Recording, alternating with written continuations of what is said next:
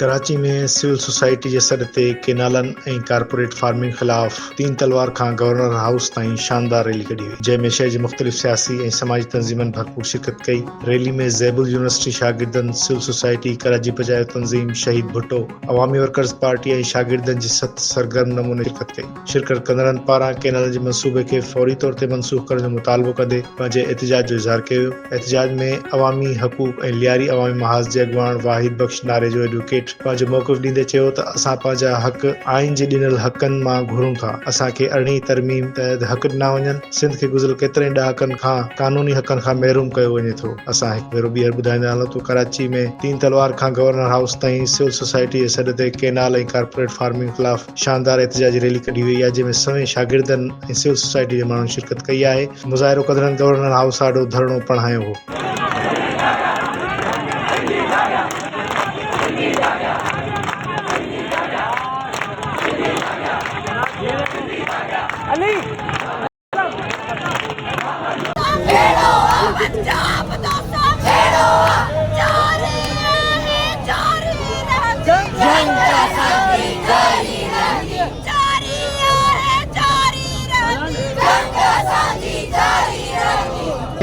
एहतिजाज असां मुसलसल जेको आहे कयूं पिया, जंहिंजे लाइ कराची खां जेके वकील दोस्त आहिनि असां कराची बार जा जनाब प्रेसिडेंट आमिर वड़ाइद साहब उते जेको वेठो आहे वञी पंहिंजो बबरलो में, ही उनजी हिकिड़ो तसलसल आहे त पूरे सिंध जे अंदरि हींअर एहतिजाज पुरज़ोर तरीक़े सां वधी चुका आहिनि। अॼु हिते ही जंहिं असां धरणे में बीठा आहियूं, सिविल सोसाइटी ऐं हितां जे शागिर्द एसोसिएशन गॾिजी करे हीअ एहतिजाज कॉल कयो आहे, जंहिंमें वकील सिविल सोसाइटी जा माण्हू आम जेके सिटीज़न्स आहिनि उहे सभु शामिल थिया आहिनि। बराए महिरबानी हिन पंहिंजे नोटिफिकेशन खे वापसि वठो।